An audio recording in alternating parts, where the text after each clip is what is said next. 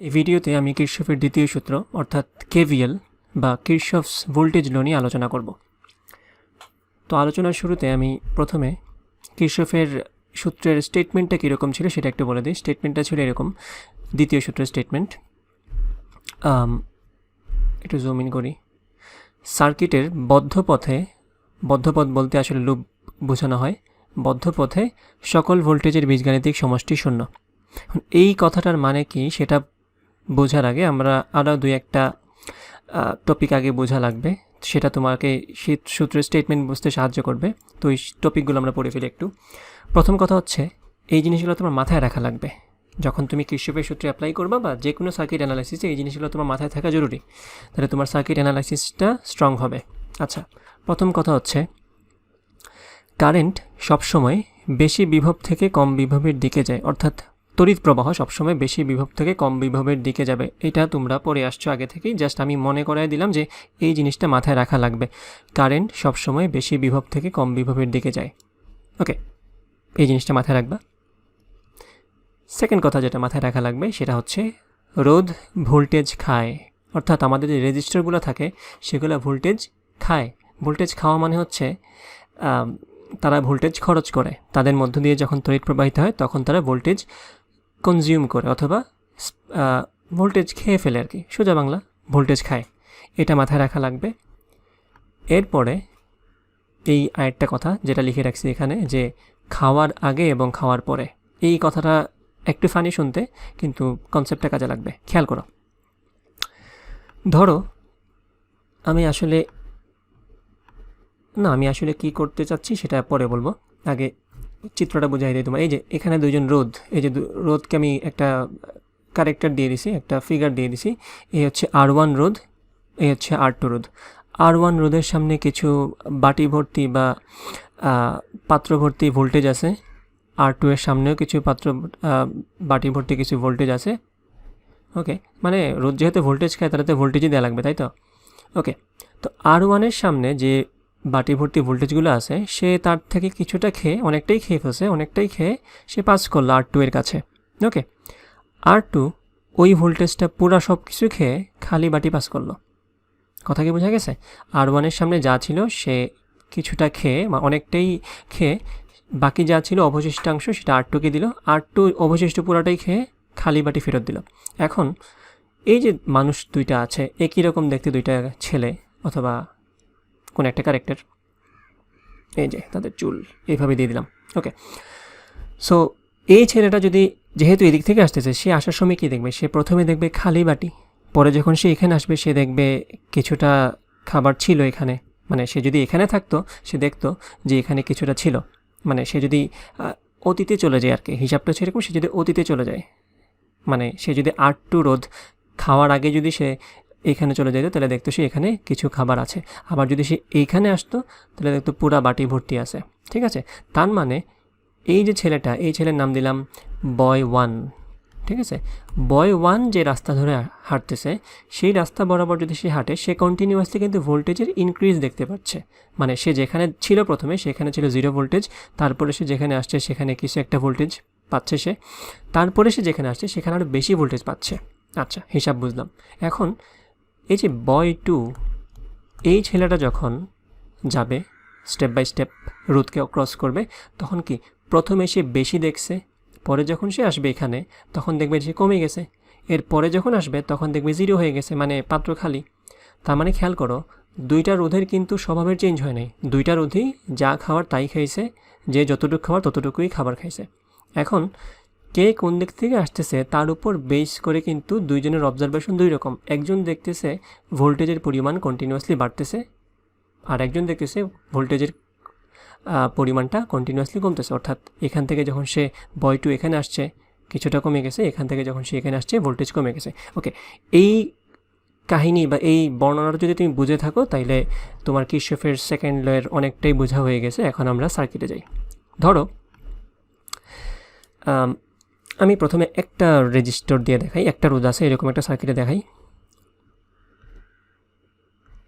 খেয়াল করো, এই যে একটা ব্যাটারি। ওকে, এই যে ব্যাটারিটা আছে যেহেতু আমরা বলে রাখছি আগে থেকেই, এটা মাথায় রাখা লাগবে যে কারেন্ট সবসময় বেশি বিভব থেকে কম বিভবের দিকে যায়। ওকে, তো ডেফিনেটলি কারেন্ট বেশি বিভব থেকে কম বিভবের দিকে আসবে, প্লাস থেকে শুরু করে সে ঘুরে মাইনাসই আসবে, অর্থাৎ প্লাস থেকে শুরু করে বেশি বিভব থেকে শুরু করে সে ঘুরে ঘুরে কম বিভবেই ফেরত আসবে। ওকে, সো কারেন্টের ফ্লোটা এইভাবেই থাকবে, এটাতে আমাদের কোনো সন্দেহ নাই।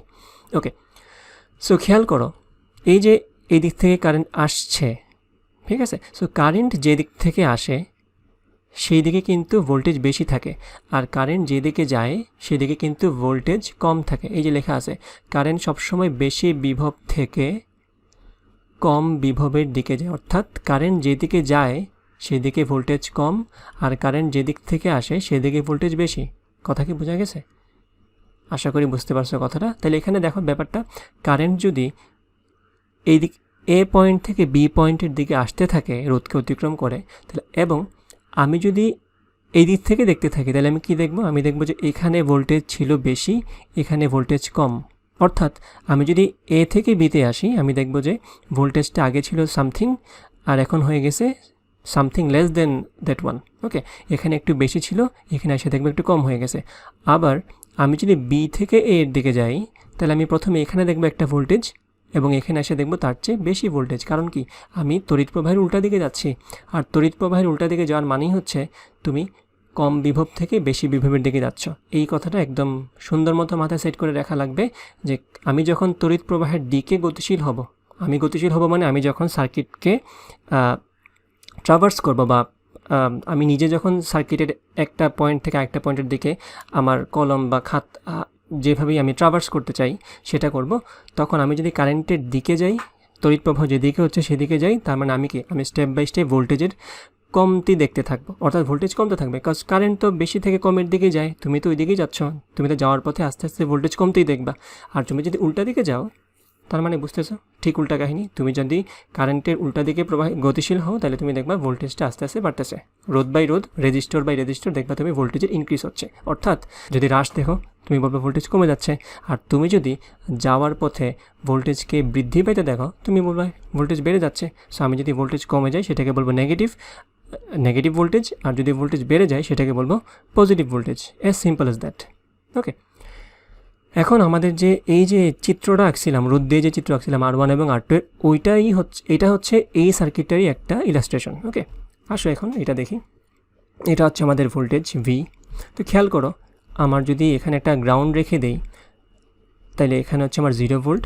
ওকে, সো 0 ভোল্ট থেকে এখানে ডেফিনেটলি ভোল্টেজ বেশি, এখানে ভোল্টেজ কত? V, কারণ আমার এই ব্যাটারির দুই প্রান্তের বিভব পার্থক্য তো V হবে, তাহলে এখানে যদি V হয় এখানে 0ই হবে। ওকে, তাহলে ঠিক আছে। সো এখানে V হলে যেহেতু কোনো বাধা নাই, তো এটা তো সেম পয়েন্ট, সো এখানেও V থাকবে ভোল্টেজ। এখন আসো V থেকে ডেফিনেটলি আমার কারেন্টের প্রবাহের দিকটা দেওয়া লাগবে, আমি ভুলে গেছিলাম এটা। ওকে, তড়িৎ প্রবাহিত হচ্ছে এই বরাবর, বেশি বিভব থেকে তড়িৎ প্রবাহিত হবে বেশি বিভব থেকে কম বিভবের দিকে, এভাবে আসতে থাকবে। ঠিক আছে, আচ্ছা, তো কারেন্ট যাচ্ছে এইভাবে এইভাবে এইভাবে, এবং যেহেতু দেখা যায় যেটা সিরিজ কম্বিনেশন, সো ডেফিনেটলি এখানে কারেন্ট সেমই যাবে দুইটা রোধের মধ্যে দিয়ে। এখন এখানে V ভোল্টেজ, সো R1 রোধের মধ্যে ডেফিনেটলি কিছু ভোল্টেজ খরচ হবে, যেহেতু আমাদের রোধগুলা ভোল্টেজ খায়, সে কিছু পরিমাণ ভোল্টেজ খেয়ে ফেলবে। সে মনে করে V1 পরিমাণ ভোল্টেজ খেয়ে ফেলছে। তো খাওয়ার পরে কি অবশিষ্ট থাকবে? এখানে বাকি থাকবে আমাদের হাতে V মাইনাস V1। ঠিক আছে, এটা কার জন্য বাকি থাকলো? R2 এর জন্য। এখন R2 এর পুরাটাই খেয়ে ফেলবে, কারণ এটা মাথায় রাখা লাগবে আমাদের, যতগুলো রোধ থাকে এরা সবাই মিলে কিন্তু পুরাটা ভোল্টেজ খেয়ে ফেলবে, পুরাটা ভোল্টেজ তারা খরচ করে ফেলবে। ওকে, সো R2 এর সামনে যে পরিমাণ ভোল্টেজটাই আছে সে পুরাটা খেয়ে এখানে কি ফেরত দেবে? শূন্য ফেরত দেবে, বিকজ এখানে 0 ভোল্টেজ। ওকে, আর তো কোনো রোধ নাই। আচ্ছা, ঠিক আছে, তাহলে আমি যদি এখানে আসি তাহলে আমি দেখব যে ভোল্টেজ একটু কমে গেছে। আমি যদি এখান থেকে এখানে আসি দেখব ভোল্টেজ আর একটু কমে গেছে। ঠিক আছে, আর আমি যদি উল্টা পথে যাই, আমি যদি সে ফর এক্সাম্পল এই বরাবর যাই, আমি দেখব ভোল্টেজ একটু বেড়ে গেছে। তারপর আমি যদি আবার এখান থেকে এখানে যাই দেখব ভোল্টেজ একটু বেড়ে গেছে। ঠিক আছে, ওকে, আমি আশা করি এই অংশটাতে আমি যা যা বুঝাইছি তোমরা সব কিছু বুঝতে পারছো। এখন আসো স্টেটমেন্টে যাই। কিরশফের স্টেটমেন্ট, আমাদের এই যে কিরশফের আবার হাত পা আছে এখানে। আমি গুগল থেকে জাস্ট ছবিটা ডাউনলোড করছিলাম, ভাবলাম একটু শরীর দিয়ে দিই ওনাকে। আচ্ছা, হোয়াট এভার, স্টেটমেন্টটা আবার একটু জুম ইন করে পড়ি। স্টেটমেন্টটা হচ্ছে এখন যে সার্কিটের বদ্ধ পথে, অর্থাৎ বদ্ধ পথ বলতে লুপ বোঝায়, লুপ নিয়ে একটু ডিটেল বলবো। সার্কিটের বদ্ধ পথে সকল ভোল্টেজের বীজগাণিতিক সমষ্টি শূন্য। অর্থাৎ বীজগাণিতিক সমষ্টি বলতে আসলে কী বোঝাচ্ছে একটু খেয়াল করো। বীজগাণিতিক সমষ্টি বলতে বোঝাচ্ছে আমি যদি যাওয়ার পথে দেখি ভোল্টেজ বেড়ে যাচ্ছে সেটাকে আমরা পজিটিভ বলবো, যাওয়ার পথে যদি দেখি ভোল্টেজ কমে যাচ্ছে সেটাকে নেগেটিভ বলবো। কোনো কোনো বই অবশ্য কমে যাওয়াকে পজিটিভ বলে, বেড়ে যাওয়াকে নেগেটিভ বলে। সো আমার এটা পছন্দ না। বেড়ে যাওয়াকে আমি পজিটিভ বলবো, কমে যাওয়াকে আমি নেগেটিভ বলবো, এটাই আমার কাছে নর্মাল মনে হয়, ন্যাচারাল মনে হয়। সো আমি ওটা ফলো করব, ঠিক আছে। সো আমাদের যদি ভোল্টেজ বেড়ে যায় যাওয়ার পথে আমি পজিটিভ ধরবো, যদি কমে যায় যাওয়ার পথে তাহলে নেগেটিভ ধরবো, ঠিক আছে। আশা করি এই পোর্শনটা পুরোপুরি তোমরা বুঝতে পারছো। আর যদি এতটুকু বুঝে থাকো ভালো করে, তাহলে কষ্ট করে একটু আমার চ্যানেলটাতে সাবস্ক্রাইব করো, ঠিক আছে। বিকজ তোমরা যদি সাবস্ক্রাইব বেশি বেশি করে করো তাহলে আমি বেশি বেশি করে ভিডিও আপলোড করতে থাকবো। আচ্ছা, আমরা এখন কিরচফের সেকেন্ড ল অফিসিয়ালি পড়া স্টার্ট করি। আমরা এতক্ষণ যা পড়ছি সব কিছু হচ্ছে আমাদের মাথায় রাখা লাগবে, এই জিনিসগুলো আমাদের মাথায় রাখবো, তাইলে আমাদের কিরচফের ভোল্টেজ ল অ্যাপ্লাই করা আমাদের কাছে একদম পানির মতো সোজা হয়ে যাবে। আচ্ছা, আসো এখন সার্কিট সলভ করি। ওকে, একদম সিম্পল একটা সার্কিট নিয়ে স্টার্ট করি, এটা না, একটু পরে আসতেছি এটাতে। খেয়াল করো, এখানে আমি বললাম এখানে একটা ব্যাটারি। আচ্ছা, ধরো এটা হচ্ছে আমার 100 ভোল্টের একটা ব্যাটারি। আচ্ছা, এখানে আমি গ্রাউন্ড করে দিলাম। এটা হচ্ছে R1 এখন না দিই, আমি এখন দিলাম এটা 100 ওহম। এটাও বললাম 100 ওহম, হিসাবে সুবিধার্থে আমি রোদ দুটাকে সমান করে রাখলাম। ওকে, সো খেয়াল করো এইখানে আমার কত ভোল্টেজ আছে। এখানে আমার ভোল্টেজ হচ্ছে 0 ভোল্ট, তাই তো, যেহেতু এই অংশটা গ্রাউন্ডের সাথে লাগানো, সো এখানে 0 ভোল্ট। তো যখন আমি এখান থেকে এখানে আসব তখন কিন্তু আমার ভোল্টেজটা বেড়ে যাচ্ছে নাকি কমে যাচ্ছে বলো তো? এখানে ভোল্টেজ বেশি নাকি এখানে ভোল্টেজ বেশি? ডেফিনেটলি এখানে ভোল্টেজ বেশি। ওকে, সো আমি কারেন্টের দিকটাও দিয়ে দিই আগে, এই যে কারেন্টের প্রবাহটা এইদিকে। সো যেহেতু এখানে ভোল্টেজ বেশি, আমি যদি এইদিকে ট্রাভার্স করি তা আমি পাবো এখানে কত ভোল্ট, 100 ভোল্ট। 0 ভোল্ট ছিল, এখানে 100 ভোল্ট হয়ে গেল। তারপরে এই রোধের মধ্যে কিন্তু কিছু কারেন্ট খরচ হবে, এটাকে আমরা ভোল্টেজ ড্রপ বলে থাকি। আচ্ছা, কী পরিমাণ কারেন্ট খরচ হবে? যেহেতু আমাদের রোধ দুইটা সমান পরিমাণ, তাহলে তারা সমান পরিমাণ ভোল্টেজ খাবে। রোধের পরিমাণ যদি সমান হয়, as they are in series combination, রোধের পরিমাণ সমান, তাহলে সমান সমান ভোল্টেজ খরচ করবে। আচ্ছা, তো এখন যেহেতু 100 ভোল্ট ভোল্টেজ, তাহলে আমার দেখা যাবে যে এখানে 50 ভোল্ট ভোল্টেজ সে খরচ করে ফেলছে। এখন 100 ভোল্টের থেকে যদি 50 ভোল্ট সে খেয়ে ফেলে, সে ছাড়বে কতটুকু? সে 50 ভোল্ট ছাড়বে আমার কাছে, মানে সে 50 ভোল্ট খেয়ে 50 ভোল্ট ফেরত দিয়ে দেবে। এখন এই 50 ভোল্ট, এখন যখন কারেন্ট যাবে এই 100 ওহম তো বাকি 50 ভোল্ট খেয়ে ফেলবে, তাই না? বাকি 50 ভোল্ট খেয়ে ফেলার পরে আমার হাতে কি থাকবে? 0। সো সেটাই তো হওয়ার উচিত কথা ছিল। এখন আমরা কিরচফের সেকেন্ড লয়ের অনুযায়ী কাজটা করি। দেখো কি বলছিল, স্টেটমেন্টে কী ছিল, যে একটা বদ্ধ লুপে অথবা একটি বদ্ধ পথে অথবা লুপে যতগুলো ভোল্টেজ আছে সবগুলোর বীজগাণিতিক সমষ্টি শূন্য। অর্থাৎ ভোল্টেজের যতগুলো আছে তাদের বীজগাণিতিক সমষ্টি শূন্য, মানে হচ্ছে ভোল্টেজ বেড়ে গেলে তাকে আমরা পজিটিভ বলবো, ভোল্টেজ যদি কমে যায় তাকে আমরা নেগেটিভ বলবো, এবং এই সবগুলোর যোগফল উইথ সাইন অর্থাৎ চিহ্ন সহজে আমি বসাই সবগুলোকে যোগ করি, তাহলে আমি আনসার পাবো 0। খেয়াল করো এখান থেকে এখানে আমি যদি এই পয়েন্ট থেকে স্টার্ট করি, ভোল্টেজ বেড়ে যাচ্ছে প্লাস। ওকে, এখানে কি ভোল্টেজ বাড়তেছে নাকি কমতেছে? যেহেতু এখানে দেখা যাচ্ছে যে কারেন্টের প্রবাহের দিকে আমরা যাচ্ছি, বা নর্মালি তাকাইলেই বলা যায় কারেন্টের প্রবাহের দিকটা তো আছে, ঠিক আছে, বাট এমনিও বলা যায় যে এখানে কিছু ভোল্টেজ খরচ হচ্ছে। তো এখানে আমার ভোল্টেজটা নেগেটিভ ভোল্টেজ। তারপর এখান থেকে এখানে যখন আসতেছি এই পথে, খেয়াল করো আমি কিন্তু এইভাবে ট্রাভার্স করতেছি, যখন আমি এখান থেকে এখানে আসছি তখন আরেকবার আরও 50 ভোল্ট কমে গেছে, তাই না? নেগেটিভ। তাহলে আমি কী করব? সবগুলো যোগ করতে থাকবো। ওকে, যোগ করি। খেয়াল করো প্রথমে ভোল্টেজ 100 ভোল্ট বৃদ্ধি পেয়েছে, ওকে, প্লাস মাইনাস হবে যেহেতু এখানে 50 ভোল্ট আরও কমে গেছে, 50 ভোল্ট, এখানে আরও 50 ভোল্ট কমে গেছে, সো মাইনাস 50 ভোল্ট সমান কি? সমান তো এমনিই দেখা যায় 0, তাই না? Very good. আচ্ছা, এখানে আরেকটা কথা ইম্পর্টেন্ট, সেটা হচ্ছে মাথায় রাখা লাগবে, সেটা হচ্ছে কোনো একটা পয়েন্টের বিভব বলতে আসলে যা বোঝায় সেটা হচ্ছে কোনো একটা রেফারেন্সের সাপেক্ষে তার বিভবের পার্থক্যটা। ওকে, আমি যখন বলছি যে এই পয়েন্টের বিভব 100 ভোল্ট, তার মানে কিন্তু হচ্ছে এই পয়েন্টের বিভবটা ভূমির সাপেক্ষে 100 ভোল্ট বেশি, তার কারণে তার বিভবটা হচ্ছে 100 ভোল্ট। এই পয়েন্টের বিভব যে বললাম 50 ভোল্ট, তার মানে হচ্ছে এই পয়েন্টের বিভবটা ভূমির সাপেক্ষে 50 ভোল্ট বেশি। ওকে, আশা করি বোঝা গেছে ব্যাপারটা, সামনে আরও ক্লিয়ারলি বোঝাবো। আচ্ছা, তো এই এক্সাম্পলটা আমরা আশা করি বুঝতে পারছি। এখন সেম এক্সাম্পলটাই আমি একটু করি।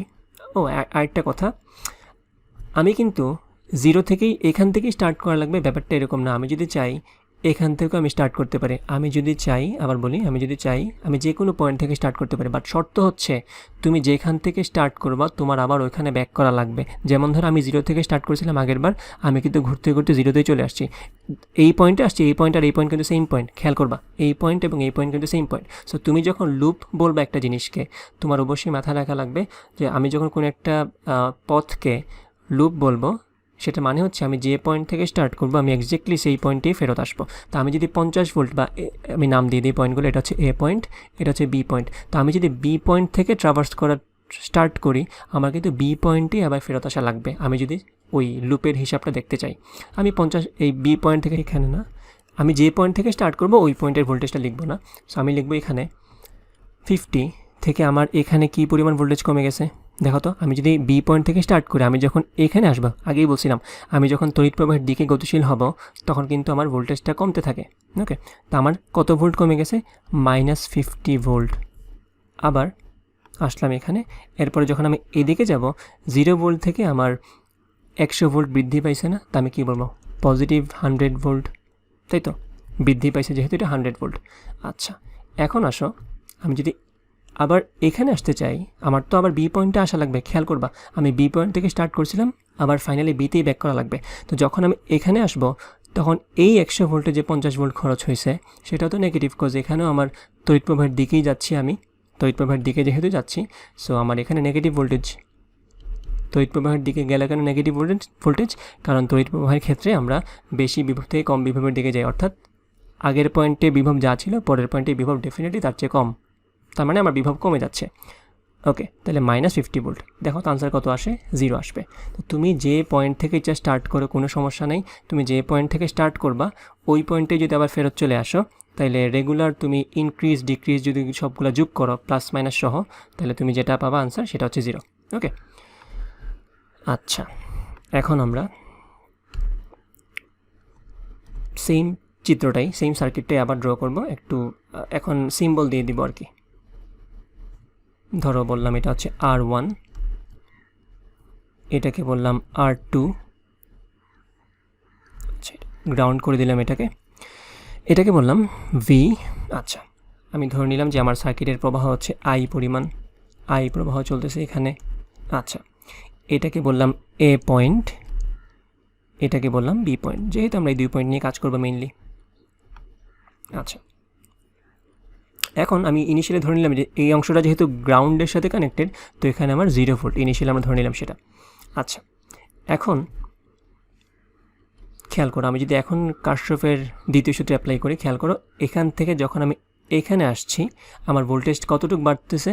ভোল্টেজ বাড়ছে এখানে V ভোল্ট পরিমাণ বাড়ছে। দেখো এখানে 0 ভোল্ট, যেহেতু ব্যাটারি আছে, সো এখানে 0 ভোল্ট ডেফিনেটলি, এই পাশে V ভোল্ট, তাহলে এখানে আমার ভোল্টেজ V, মানে ভোল্টেজের বৃদ্ধিটা V পরিমাণ ভোল্টেজ বেড়ে গেছে, সো +V। এরপরে যখন আমি এদিকে যাচ্ছি এখানে কিন্তু আমার IR1, খেয়াল করো V সমান কিন্তু IR, সো এখান থেকে আমার যেহেতু কারেন্টটা যাচ্ছে IR1 এর সাথে গুণ করলে IR1 পরিমাণ ভোল্টেজ এখানে ড্রপ করবে, আর কারেন্ট ড্রপ, আর যেহেতু আমি কারেন্ট যেদিকে প্রবাহিত হচ্ছে সেদিকেই যাচ্ছি, আমার ভোল্টেজটা অবশ্যই কমে যাচ্ছে, তো -IR1। ওকে, তার মানে এই পয়েন্টে বা বি পয়েন্টে বিভব হচ্ছে V IR1।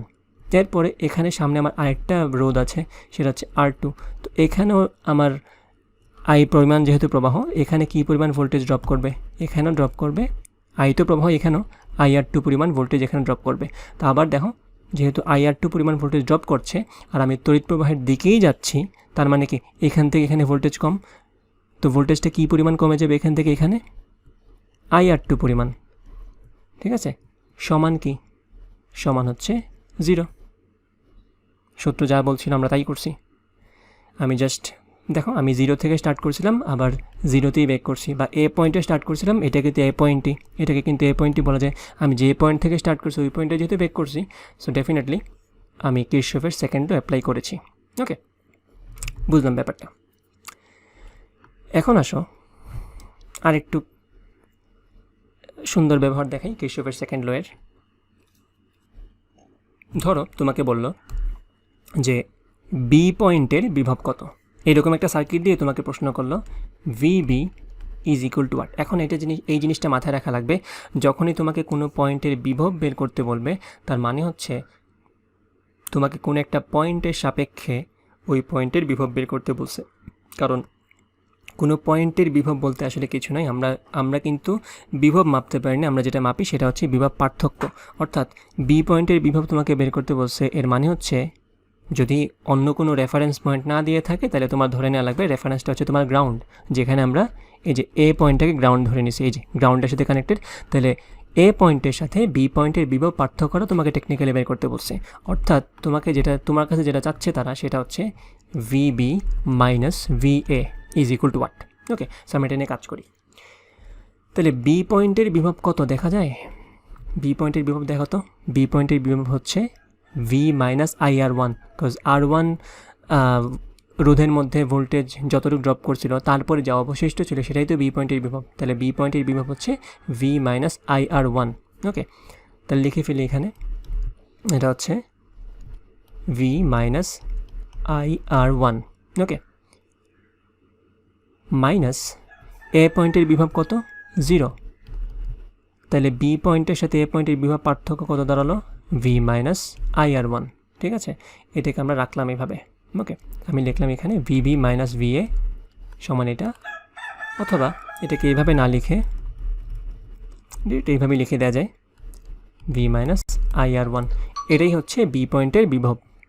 যদি প্রশ্ন থাকে বি পয়েন্টের বিভব কত, টেকনিক্যালি এটার মানে হচ্ছে গ্রাউন্ডের সাপেক্ষে বি পয়েন্টের বিভবটা বের করতে বলছে। আচ্ছা, এখন বাই চান্স ধরো তোমাকে বললো যে এ পয়েন্টের সাপেক্ষে বের করতে বলছে, but in that case A point তোমার গ্রাউন্ড না। এ পয়েন্ট যদি গ্রাউন্ড না থাকে তাহলে অসুবিধাটা কোন জায়গায়? অসুবিধাটা হচ্ছে তুমি কিন্তু তখন জানো না যে এ পয়েন্টের বিভবটা শূন্য নাকি না। ওকে, তোমাকে যদি বলে যে এ আরবিট্রারিলি যে কোনো একটা পয়েন্ট, যে পয়েন্টের বিভব 0 কি না তুমি শিওর না, অথবা 0 না, সেক্ষেত্রে তুমি কী করবা? এক্ষেত্রে একটা টেকনিক তোমার ফলো করা লাগবে, সেটা হচ্ছে ওই কেভিএল অ্যাপ্লাই করা লাগবে। আমরা একটা জিনিস আসলে ধরে নিই, সেটা হচ্ছে কেভিএল শুধুমাত্র লুপের ক্ষেত্রে বা একটা চক্রের মতো অংশ বানানোর ফলে পরে অ্যাপ্লাই করা যায়, এটা সত্য না। কেভিএল তুমি লুপ ছাড়াও অ্যাপ্লাই করতে পারবা। ওকে, লুপের ক্ষেত্রে যেটা ঘটে যে সবগুলো ভোল্টেজ যোগ করে ফেললে আনসার 0 চলে আসে, বাট লুপ যদি না হয় আনসার 0 আসবে না। ঠিক আছে, আচ্ছা, আমরা যেটা করব, ধরে নাও এ পয়েন্টটাতে এখন আর 0 ভোল্ট নেই, এ পয়েন্টে মনে করো অন্য একটা ভোল্টেজ আছে। ওকে, তাহলে এখন যেহেতু এ পয়েন্টের ভোল্টেজ 0 না, তার আমরা ধরে নিতে পারি এ পয়েন্টের ভোল্টেজ হচ্ছে ভিএ। আচ্ছা, এখন তোমাকে যেহেতু বলছে যে VB minus VA is equal to what, সেটা বের করতে বলছে, তাহলে তুমি যেটা করা লাগবে সেটা হচ্ছে যে পয়েন্টের সাপেক্ষে বি পয়েন্টের বিভব বের করতে বলছে ওই পয়েন্ট থেকে তুমি ট্রাভার্স করা শুরু করবা। ঠিক আছে, ট্রাভার্স করা মানে হচ্ছে তুমি পরিভ্রমণ করা শুরু করবা, তুমি যাওয়া শুরু করবা। কতক্ষণ যাবা? বি পয়েন্ট পর্যন্ত যাবা। ঠিক আছে, পুরা সার্কিট বা পুরা লুপ ঘোরা লাগবে না। এ পয়েন্ট থেকে স্টার্ট করে এক্ষেত্রে আবার এতে ফেরত আসা লাগবে না, এ পয়েন্ট থেকে স্টার্ট করে তুমি জাস্ট বি পর্যন্ত যাবা। ওকে, তো এখন আমি শুরু করি। ধরো এ পয়েন্টের এখন তো একটা বিভব আছে ভিএ। ওকে, তো লেখা লাগবে এখানে ভিএ। আগে কিন্তু বিভব ছিল এখানে 0, তো আমাদের এখানে আর লেখা লাগে নাই যে এখানে 0 প্লাস সামথিং, বাট এখানে যেহেতু একটা বিভব আছে, সো এখানে লেখা লাগবে ভিএ। ওকে, ভিএ প্লাস এ থেকে এই জায়গাটাতে আমার বিভব কতটুকু বাড়ছে? ভি পরিমাণ বাড়ছে, তাই তো? তো ভিএ প্লাস ভি, তারপরে খেয়াল করো তো এইখানটাতে আমার কতটুকু বিভব কমে যাচ্ছে? IR1 পরিমাণ বিভব কমে যাচ্ছে। তুমি চোখের দেখায় বলতে পারো বিভব কমে গেছে, অথবা তড়িৎ প্রবাহের দিকে যাচ্ছি ওই হিসাবে বলতে পারো বিভব কমে যাচ্ছে। ঠিক আছে, VA minus plus V, cause দেখো এখানে বিভব এখন আর 0 না, এখানে বিভব হচ্ছে ভিএ। ভিএ বিভবের সাথে ভি বিভব যোগ করার ফলে যা হয় সেটাই কিন্তু এই জায়গাটার বিভব। ঠিক আছে, ওকে, তারপরে VA plus V minus IR1 যখন আমি IR1 মাইনাস করে ফেলছি তখন কিন্তু আমি বি পয়েন্টে চলে আসছি। যখন আমি বি পয়েন্টে চলে আসছি সেটাই কিন্তু আমার বি পয়েন্টের বিভব। ওকে, এখানে কিন্তু ইকুয়াল টু 0 না, এটা হচ্ছে বি পয়েন্টের বিভব। এখন যেটা করব, আমাদের কাজ তো শেষ। আমার কাজ হচ্ছে ভিবি মাইনাস ভিএ বের করা, তাই না? আমি যদি ভিবি মাইনাস ভিএ বের করতে চাই কী করা উচিত? এই যে একে ওই দিকে পাঠিয়ে দাও। তাহলে ভিবি একে যদি আমি এই দিকে পাঠিয়ে দেই তাহলে VB minus VA will be V minus IR1। ঠিক আছে, আচ্ছা এটাকে রাখলাম। আমি এখন কিন্তু ট্রাভার্স করেছিলাম এ থেকে শুরু করে বিতে এই পথে, অর্থাৎ ক্লকওয়াইজ। এ থেকে শুরু করে বি পর্যন্ত আসছিলাম ক্লকওয়াইজ। এখন আমি যদি এ থেকে শুরু করে বিতে অ্যান্টি ক্লকওয়াইজ যাই, আমি যদি এই দিকে যাই তাহলে কী হবে খেয়াল করো। আবার সেম কথা, এ থেকে স্টার্ট করব, তাহলে ভি এ। এখন খেয়াল করো, আমি যদি এদিকে যাই আমার ভোল্টেজ বাড়বে না কমবে? খেয়াল করো, তড়িৎ প্রবাহের উল্টা দিকে যাচ্ছি না? তাহলে তড়িৎ প্রবাহ যেহেতু এর বিপরীত দিক থেকে আসতেছে, আমি যেদিকে যাচ্ছি তড়িৎ প্রবাহ যেহেতু তার বিপরীত দিক থেকে, তার মানে আমার এখানে বিভব কম, এখানে বিভব বেশি, তার মানে আমার বিভব বৃদ্ধি পাচ্ছে। তাহলে VA প্লাস এখানে কী পরিমাণ ভোল্টেজ বৃদ্ধি পাচ্ছিল? IR2। ওকে, তাহলে IR2 পরিমাণ ভোল্টেজ, কারণ খেয়াল করো IR2 পরিমাণ ভোল্টেজ কিন্তু এই R2 রোডটা খেয়ে আমাকে এখানে পাস দিয়েছিল কিছু একটা, মানে কিছু একটা পাস দিয়েছিল। ওকে, বাট আমি যখন এখানে চলে আসছি এখানে কিন্তু সে IR2 পরিমাণ ভোল্টেজ খায় নাই, সো আমার IR2 পরিমাণ এখানে বেশি থাকবে। সো VA যখন আমি এখানে আসছি তখন প্লাস IR2। ঠিক আছে, এবং ডেফিনেটলি আমি এখন বি পয়েন্টে চলে আসছি। এখন এটাই আমার বি পয়েন্টের বিভব। এখন বি এর বিভবের কিন্তু আমি দুইটা কাহিনী এখনও বাকি আছে। তো এখন আমি লিখব VB minus VA is equal to IR2। তো আমি ভিবি মাইনাস ভিএ এর দুইটা ইকুয়েশন পেয়ে গেলাম। একটা হচ্ছে VB minus VA is equal to V minus IR1, আর একটা হচ্ছে IR2। ওকে, আমি যদি দুইটা মার্চ করে ফেলি, এখান থেকে লেখা যাবে V minus IR1 is equal to IR2।